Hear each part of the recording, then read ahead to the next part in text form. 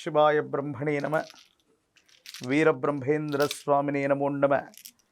జై వీరబ్రహ్మ జై గోవిందమాంబ జై. 2026వ సంవత్సరం మిథున రాశి వారి యొక్క రాశిఫలం. శివాయ బ్రహ్మణే నమ.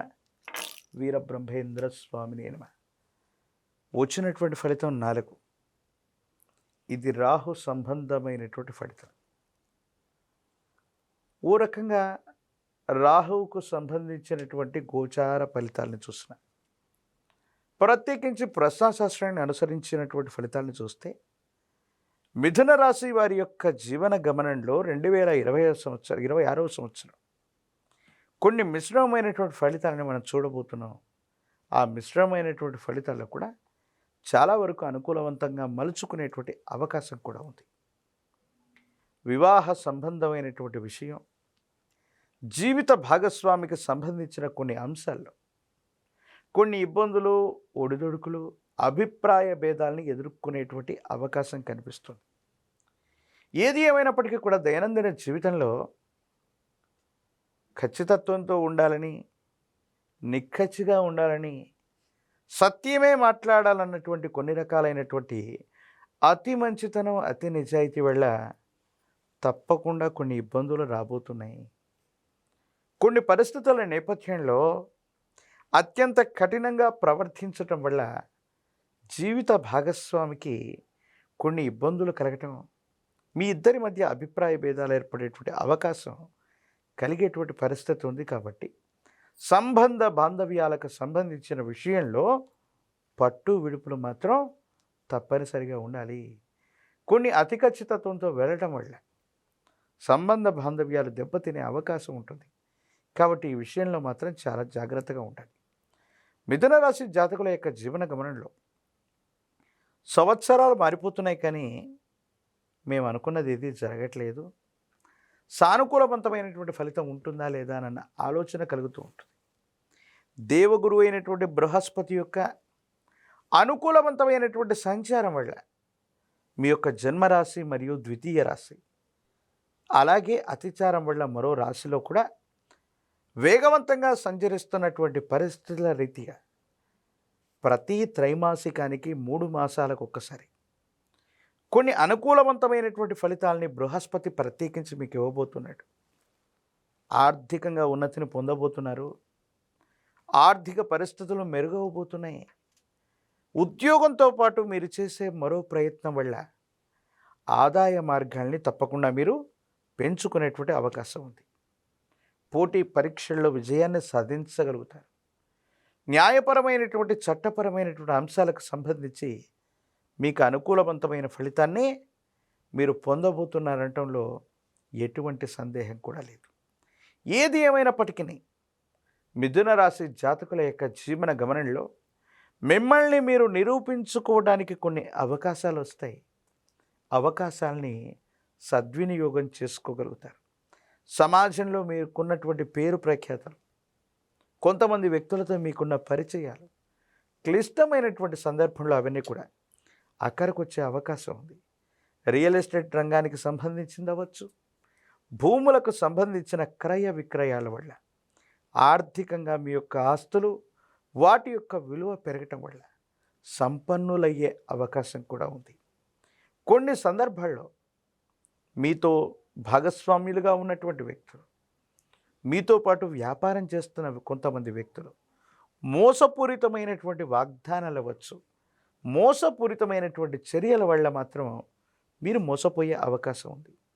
నకిలీ పత్రాలు అవ్వచ్చు, లేదా ముఖ్యమైనటువంటి డాక్యుమెంట్స్ను పోగొట్టుకోవటం అవ్వచ్చు, ముఖ్యమైనటువంటి పాస్వర్డ్స్ను పోగొట్టుకోవటం, లేదా వాటిని గుర్తించుకోలేకపోవటం అవ్వచ్చు, సైబర్ క్రైమ్ వల్ల నష్టపోవటం అవ్వచ్చు, ముఖ్యమైనటువంటి తాళం చెవులు అవ్వచ్చు, కార్యాలయానికి సంబంధించినవి అవ్వచ్చు, వివిధ లాకర్లకు సంబంధించినటువంటి ముఖ్యమైనటువంటి వస్తువుల్ని పోగొట్టుకునే అవకాశం ఉంది. కాబట్టి తస్మాత్ జాగ్రత్తగా ఉండటం చెప్పదగినటువంటి సూచన. ఆరోగ్యపరమైనటువంటి అంశాల్లో కూడా ఈ రాశి జాతకులకి దీర్ఘకాలికమైనటువంటి అనారోగ్యం ఇబ్బంది పెట్టే అవకాశం ఉంటుంది. కాబట్టి వీటి విషయంలో జాగ్రత్తగా ఉండండి. రాజకీయపరమైనటువంటి రంగంలో ఉన్నటువంటి వాళ్ళకి తప్పనిసరిగా పదవీ ప్రాప్తి, ఎన్నికల్లో పోటీ చేయాలనుకున్న వాళ్ళకి ఇది చాలా అనుకూలవంతమైనటువంటి సమయం. వివాహం కానటువంటి స్త్రీ పురుషులకి వివాహ సమయం. ఉద్యోగం రానటువంటి నిరుద్యోగులకు కూడా చాలా అనుకూలవంతమైనటువంటి ఫలితాలు పొందుతాయి. దూర ప్రాంతాలకు వెళ్ళి విద్యను అభ్యసించాలనుకుంటున్న విద్యార్థులకి ప్రఖ్యాతి చెందినటువంటి కళాశాలల్లో, యూనివర్సిటీల్లో ప్రవేశం లభించే అవకాశం కూడా కనపడుతుంది. మిథున రాశి జాతకుల యొక్క జీవన గమనంలో ప్రత్యేకించి అనుకూలవంతమైనటువంటి స్థితిగతులు ఉన్నప్పటికీ కూడా కొన్ని ప్రతికూలవంతమైనటువంటి అంశాలని అధిగమించడానికి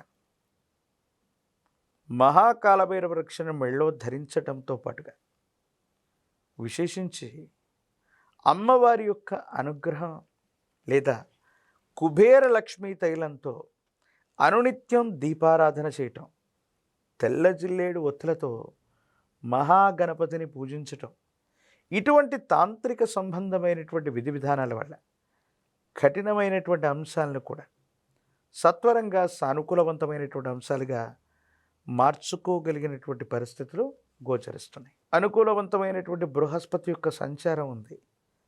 ఇంకా అమ్మవారి స్వరూపమైనటువంటి అంటే రాహు ఇతర గ్రహాలకు సంబంధించిన అనుకూలత కావాలి కాబట్టి దుర్గా అమ్మవారిని స్మరించడం లేదా గ్రామదేవతా స్వరూపంగా భావన చేసేటువంటి మీ గ్రామంలో ఉన్నటువంటి ఎళ్ళమ్మ, పెద్దమ్మ, పోలేరమ్మ, అంకాలమ్మ, నూకాలమ్మ ఇలాంటి గ్రామదేవతా స్వరూపాల్ని ఆరాధన చేసి 108 నిమ్మ ఫలాల మాలని అమ్మవారికి అందజేసి పాల పొంగలిని నివేదించటం వల్ల మిథున రాశి జాతకుల యొక్క జీవన గమనంలో అత్యంత అనుకూలవంతమైనటువంటి ఫలితాలని తప్పకుండా పొందేటువంటి అవకాశం కనపడుతుంది. మిథున రాశి జాతకుల యొక్క జీవన గమనంలో ప్రత్యేకించి అనుకూలవంతమైనటువంటి స్థితిగతులు ఉన్నప్పటికీ కూడా కొన్ని ప్రతికూలవంతమైనటువంటి అంశాలని అధిగమించడానికి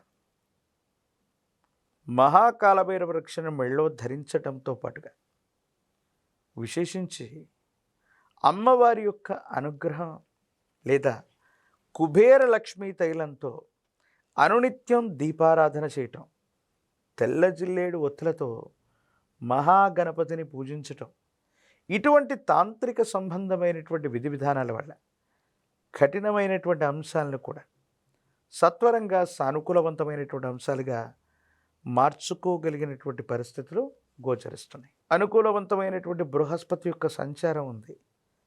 ఇంకా అమ్మవారి స్వరూపమైనటువంటి అంటే రాహు ఇతర గ్రహాలకు సంబంధించిన అనుకూలత కావాలి కాబట్టి దుర్గా అమ్మవారిని స్మరించడం లేదా గ్రామదేవతా స్వరూపంగా భావన చేసేటువంటి మీ గ్రామంలో ఉన్నటువంటి ఎళ్ళమ్మ, పెద్దమ్మ, పోలేరమ్మ, అంకాలమ్మ, నూకాలమ్మ ఇలాంటి గ్రామదేవతా స్వరూపాల్ని ఆరాధన చేసి 108 నిమ్మ ఫలాల మాలని అమ్మవారికి అందజేసి పాల పొంగలిని నివేదించటం వల్ల మిథున రాశి జాతకుల యొక్క జీవన గమనంలో అత్యంత అనుకూలవంతమైనటువంటి ఫలితాలని తప్పకుండా పొందేటువంటి అవకాశం కనపడుతుంది.